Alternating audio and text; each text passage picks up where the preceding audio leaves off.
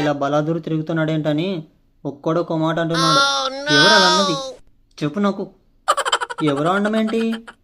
నాకు కూడా అప్పుడప్పుడు అలా అనిపిస్తూ ఉంటుంది. ఆ? ఛీ, నువ్వు నా నాన్నవేనా? కాదు, నీ ఫాదర్ని. అయినా పక్కింటి అబ్బాయిని చూసి నేర్చుకో. జాబ్ చేస్తూ వాళ్ళ అమ్మ నన్ను ఎంత బాగా చూసుకుంటున్నాడో. నువ్వు ఉన్నావు.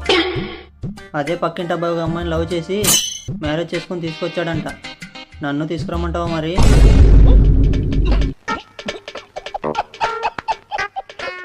అలా ఎవరన్నా ఉంటే చెప్పరా? చెప్తే ఏం చేస్తావు నాన్న? మా వాడితో తిరిగితే మీ కూతురు జీవితం కూడా నాశనం అయిపోద్దని చెప్పేసి వస్తా.